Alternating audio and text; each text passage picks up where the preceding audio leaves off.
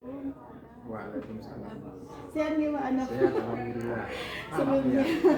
sebelumnya saya minta maaf ya Pak. Iya. Kayaknya pertama kali langsung menuju wawancara gitu. Tapi ya terlepas dari itu memang saya udah lama sih Pak sebenarnya Iya. main ke sini gitu terkait apa sih sebenarnya apa yang menarik bisa menginspirasi saya dan teman-teman di SMP gitu sama karena ternyata sebenarnya setiap pagi luar biasa sekali. Itu menginspirasi kami Pak. Jadi Baru Bapak Ibu mencoba, guru Bu. SMP Negeri 3 Muhammadiyah. Mencoba. Jadi apa nggak terasa gitu kan suatu hal yang nggak juga kan Pak, contoh yang realitas tapi nyata dilihat setiap hari itu kan memberikan dampak positif sebenarnya Pak buat saya pribadi dan Bapak Ibu guru mungkin dan sempat juga disebut di rapat oh iya seperti SMK dan Muhammadiyah kayak seperti itu.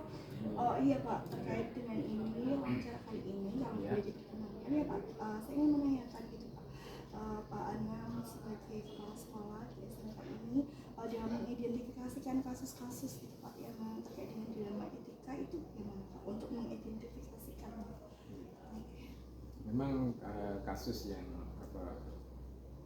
dilema etika itu memang seperti sesuatu kalau pengambilan keputusan itu seperti suatu hal yang bagaimana ya, kelihatannya dua-duanya secara moralitas itu benar, tapi kadang-kadang juga harus bertentangan karena memang keputusan itu harus diambil.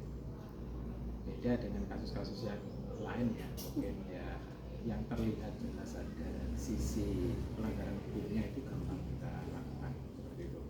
Jadi di dilema etika itu kadang-kadang juga kita harus memakai hati nurani, kita juga harus, tapi juga kita harus juga mematuhi peraturan atau komitmen yang sudah berlaku seperti itu.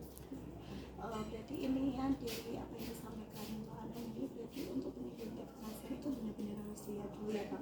Apa ini bertentangan apa ya sesuai dengan permasalahan gitu. Karena kalau keputusan itu kan tetap pasti harus diambil ya Pak. Iya. Resikonya kan pasti tetap ada ya Pak. Tetap ada resiko. Tapi insya Allah nanti apa ya, kita juga dilihat juga nanti fatalitas atau tidaknya suatu kasus, kemudian nanti person yang terlibat itu bagaimana, kemudian nanti efeknya kepada pengembangan sekolah, branding sekolah di luar itu bagaimana, seperti itu. Sekali Pak jawabannya dari Pak Anam ya itu berarti dia jelas banget Pak kalau pengidentifikasian dilema etika itu sudah sangat sering dilakukan oleh Pak Anam sebagai kepala sekolah gitu. Oke, pertanyaan selanjutnya itu gini Pak, kira-kira nih ya Pak, dalam menjalankan atau dalam pengambilan keputusan di sekolah SMK ini itu terutama kasus-kasus ada dua kepentingan yang sama, misalnya sama-sama benar atau mengandung nilai-nilai kebajikan itu bagaimana ya Pak? Maksudnya menjalankan keputusan itu seperti apa? Gitu. Lebih ke seperti apa? Ya, semisal kita menemui suatu dilema etika yang dua-duanya itu benar, kita harus menjadi keputusan. Memang pertama tidak bisa saya memutuskan secara pribadi. Tetap kita harus berkolaborasi dengan pihak-pihak terkait. Contohnya seperti Bapak Ibu guru yang kita tugasi khusus, seperti mungkin WK atau kesiswaan atau guru piket, yang dimana dalam keseharian atau mungkin yang di dalam praktek sehari-hari itu mengetahui. Nah, setelah mengetahui kita nanti akan ajak untuk berkomunikasi, berdiskusi tentang bagaimana masalah itu sampai terjadi, dilema etika itu sampai terjadi.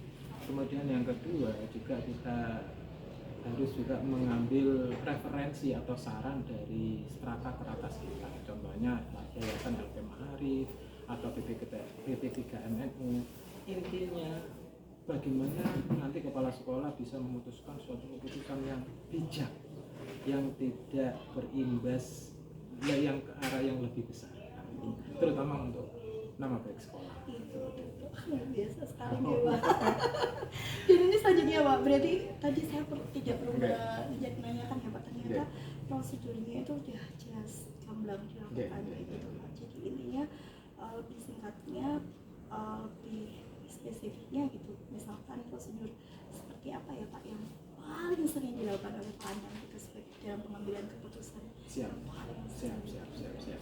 yang paling sering prosedur yang saya paling lakukan, karena memang setiap masalah itu kan setiap hari akan ada, baik itu yang dilema etika maupun yang masalah-masalah yang jelas kasus pelanggaran hukumnya. Nah, di situ tidak ada terus saya jadwalkan A, B, C, D, tapi yang saya jadwalkan adalah permasalahan yang memang urgent, yang harus secepat mungkin kita ambil jalan keluar atau kita ambil keputusan. Dan memang biar tidak merambah kemana-mana, setiap keputusan yang saya ambil tentang dilema etika, baik itu nanti menyangkut siswa, menyangkut guru, menyangkut karyawan dan lain sebagainya, itu biasanya kita langsung rapat internal dengan para wakah, karena semuanya orang nanti akan mempunyai pendapat, mempunyai kebijakan, mempunyai opini sesuai dengan background pengalaman mereka selama ini. Dan di situ nanti Pak, insya Allah saya akan bisa mengambil jalan tengah atau mengambil keputusan yang Pak, insya Allah akan membuat enak semuanya atau win-win solution. Iya, betul. Jadi tidak ada yang merasa dirugikan. Tidak ada yang merasa dirugikan. Tapi meski pasti akan berimbas, tapi imbasnya kalau bisa seminimal mungkin. Ya, berarti ini ya Pak, diprioritaskan yang urgent dulu ya Pak. Iya, yang urgent dulu. Yang bisa kita postpone ya kita postpone, tapi kalau bisa, karena apa? Kalau kita levelnya urgent atau tidak urgent, kemudian kita bersumber dari kalau masalah hari ini masalah, karena apa, nanti kalau yang urgent itu nanti kita tidak selesaikan saat itu juga, nanti imbasnya juga kemana-mana. Gitu sekali ya. Saya sebenarnya sependapat. Oke Pak, pertanyaan selanjutnya ini Pak, yang paling gitu kira-kira menurut Pak Anam yang paling dianggap paling efektif selain yang disampaikan tadi, mungkin ada ya Pak yang paling menurut Pak Anam itu paling efektif gitu dalam pengambilan keputusan kasus-kasus dilema etika gitu, kayak selain tadi urgent, yang paling penting kira-kira ada nggak Pak yang paling efektif, pendekatannya apa yang digunakan menurut Pak Anam? Jadi untuk dilema etika yang paling aktif dan paling efektif menurut saya tidak lain itu bahwa memang suatu lembaga sekolah ataupun non pendidikan itu pasti punya tata tertib, pasti punya aturan, pasti punya suatu rambu-rambu. Karena apa? Pasti nanti akan terjadi. Kita tidak mengharapkan akan terjadi suatu pelanggaran, baik itu dilema etika atau yang lain. Tapi namanya dimanapun juga kasus-kasus itu pun akan terjadi gitu loh. Dan kita tidak bisa menggunakan cara-cara yang sepertinya harus, misalnya melanggar A harus langsung pakai aturan tatip itu, harus skorsing ini, harus di SP1 harus dikeluarkan. Nah, itu memang secara realita benar. Tapi ingat, kita juga punya namanya hukum sosial atau hukum hati nurani. Nah, jadi saya kira keputusan yang paling efektif, paling tidak menyakiti, paling mengandung risiko terkecil itu adalah keputusan yang berdasarkan komunikasi yang menggunakan hati nurani. Jadi komunikasi, karena tidak ada suatu permasalahan, suatu kasus yang tidak bisa terselesaikan dengan komunikasi yang memakai hati nurani. Baru opsi kedua, baru kita memakai peraturan yang kita sepakati. Berarti setuju ya Pak, kalau manusia harus bisa memanusiakan manusia. Iya, manusia. Istilahnya manusia harus bisa memanusiakan manusia. Karena apa? Kita nggak tahu lah. Mungkin hari ini dia melanggar secara ekstrim, tapi Gusti Allah memberikan sesuatu, kesadaran buat sesuatu. Nah itu nanti, karena yang membolak-balikkan hati manusia itu ya hanya Allah kan. Bukan kita. Iya betul. Jadi jawaban ini di luar ini Pak, di luar. Jadi kita tidak kita tidak menabrak aturan tetap kita taati, tapi ingat keputusan yang terbaik adalah keputusan yang berdasarkan suara Tuhan atau suara hati nurani. Jadi ini apa ya, udah seperti ini ya Pak, untuk saya juga belajar banyak Pak, ternyata memang memanusiakan manusia itu kan juga di segala bidang gitu, termasuk sebagai seorang pemimpin yang keputusan itu Pak. Kira-kira nih Pak, selanjutnya tantangan gitu Pak, tantangan dalam pengambilan keputusan dalam dilema etika apa ya Pak tantangannya? Iya, tantangannya memang yang saya sadari Bu ya, tantangannya ini tantangan dan memang saya rasakan sendiri. bahwa tantangan itu saat dilema etika itu di situ terdapat unsur person yang terlibat. Person yang terlibat, sedangkan yang terlibat person yang kena dilema etika itu adalah orang-orang yang notabene kita berikan tugas khusus atau orang-orang yang jadi tangan kanan kita. Itu sulit banget. Satu pihak saya harus menerapkan fairness, keadilan, tapi di lain pihak itu adalah orang-orang yang dari awal berkomitmen untuk membangun, untuk membangun dan mengembangkan SMK.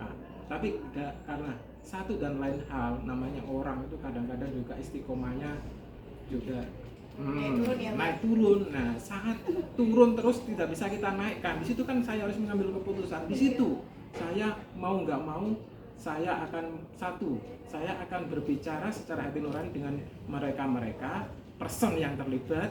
Kalau memang tidak ada perubahan, maka yang kedua, peraturan itu mau nggak mau harus saya tegakkan, saya ambil tanpa saya memutuskan silaturahmi dengan person yang terlibat. Susah Bu, emang itu pengalaman pribadi. Jadi ini tantangannya di luar kemarin Pak. Tapi harus kita ambil Bu, karena untuk keberlangsungan pengembangan institusi. Pertanyaan selanjutnya gitu, kira-kira ada nggak Pak sebuah tata kelola atau jadwal khusus kayak gitu Pak untuk pengambilan keputusan? Memang Bu, matur sembah nuwun Bu. Memang apa ya, kasus-kasus dilema etika itu akan ada di hadapan kita setiap hari. Dan memang kita ada, namun kepala sekolah juga banyak tugasnya dan memang tidak punya anak buah atau punya staf yang menangani kasus-kasus seperti itu. Tapi tetap muaranya yang mengambil kasus atau yang memutuskan itu tetap kepala sekolah. Nah, dan insya Allah akan tetap ada waktu. Jadi setiap hari kadang-kadang staf saya ambil. Hari ini ada kasus apa? Hari ini ada permasalahan apa? Kalau semisal bisa diselesaikan hari ini, akan kita selesaikan hari ini. Tapi kalau memang ada yang paling urgent, satu hari itu ada yang paling urgent seperti yang saya ngendikan jenengan. Yang paling urgent kalau keputusan itu nggak kita ambil sekarang, maka nanti akan berakibat fatal atau mungkin berurutan akan terjadi kasus-kasus bola salju lainnya. Maka ya harus yang itu yang kita dahulukan. Iya Pak. Saya jadi baru sekali dapat belajar banyak nih dari Pak Anam gitu. Saya ini berdasarkan pengalaman. Enggak, betul sekali Pak. Penyeral ya Pak. Namanya kita juga sebagai pemimpin gitu kan, kepala, jadi anak buah itu kan kepala dengan beda-beda. Beda-beda. Apa namanya geografi, sosial, pemikiran, beda. Tetap banyak perbedaan, tapi insya Allah manajemen kula Bu, based on solusi Bu. Jadi bukan based on permasalahan. Kalau based on permasalahan itu banyak negatifnya Bu. Satu, nanti sebenarnya yang kita bisa itu nanti akan menjadi tidak bisa. Yang kedua, kita pasti akan suudzon kepada Gusti Allah, itu yang abot ngeluh. Karena apa? Begitu saya yang gremeng kok gini. Otomatis kalau saya menyalahkan keadaan atau permasalahan yang di depan mata saya, menyalahkan loh ya, otomatis saya juga menyalahkan Allah. Tapi begitu saya mencari solusi, ada permasalahan ini seperti apa ya kudunya? Kudunya seperti apa? Nah itu kan saya seperti itu, gitu loh. Pasti ada solusinya dan Allah akan memberikan jalan. Bukannya saya bisa.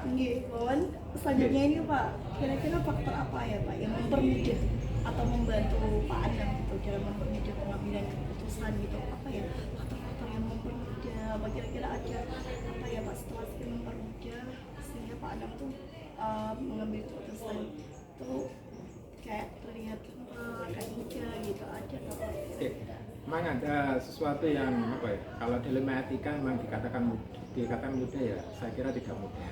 Karena memang tadi ada dua hal yang benar-benar secara moral itu benar, dan tapi dua-duanya harus kita putuskan seperti itu.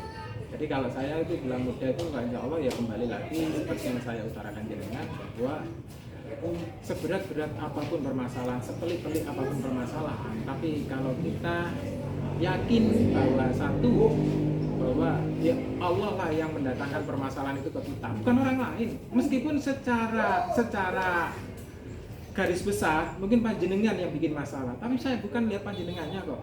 ya Allah Gusti Allah kok maringi masalah lewat panjenengan, lewat si A, lewat si B, lewat si D.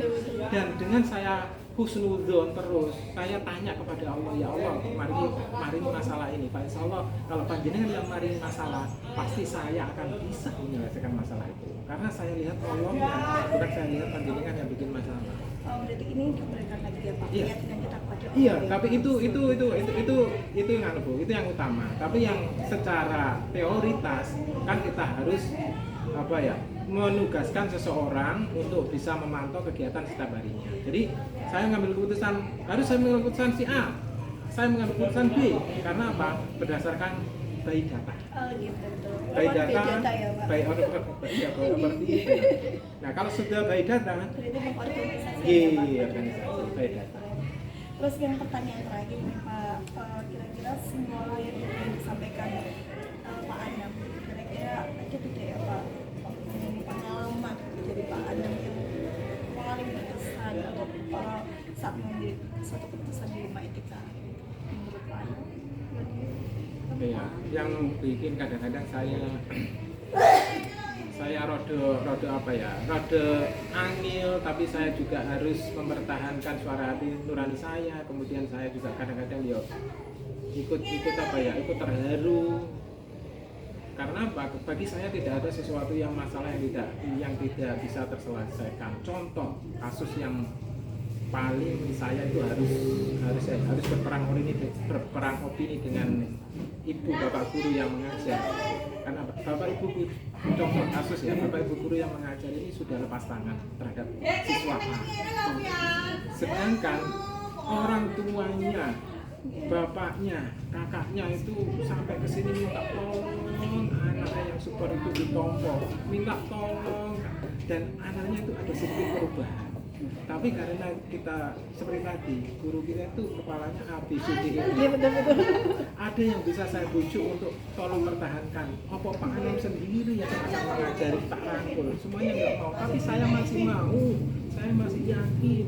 Karena tugas sekolah itu bukan untuk menggerokot anak. Tugas sekolah itu begini caranya si anak itu tetap belajar yang dulu nggak mau, sekarang mau, piye itu caranya.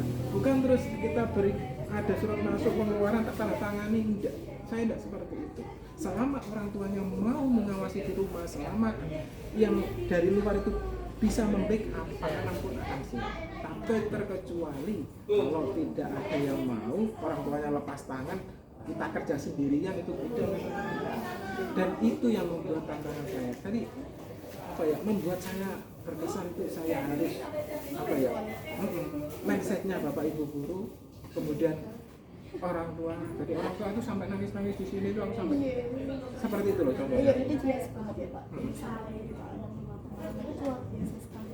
Jadi ketika saya sebagai beberapa temannya wawancara, gitu, saya mengambil pembelajaran yang banyak sekali. Yang pertama gini Pak, yang saya simpulkan bahwa Pak Anam sudah, kalau menurut saya Pak ya, sudah memberikan, sudah memanajemen yang sangat luar biasa sekali terkait dengan SDM, terkait dengan pekerjaan, dengan melibatkan bapak ibu guru, terus pengorganisasian yang luar biasa sekali. Mungkin saya banyak belajar gitu Pak dari saat kita sama wawancara, terus dari jawaban Pak Anam yang benar-benar berkacamata, yang benar jawabannya dimulai terkait dengan orang tua siswa yang pengalamannya luar biasa sekali. Tapi masih banyak, saya juga harus belajar terus. Masih banyak kekurangan. Saya mungkin nanti saya soal kayak SMP 3 mau belajar juga dari dengan. Nanti itu Pak, nanti kita saling bekerja sama Pak untuk PPDB ya Pak. Siap. Terima kasih saya. Nanti jenengan tak ewangi ke dusun-dusun untuk yang anak SDMI. Pokoknya saling bantu. Oman kalau saya senang sekali Pak, jadi untuk kedepannya untuk kita kolaborasi. Sekali lagi terima kasih ya Pak. Iya, sama-sama. Nah, Sama-sama.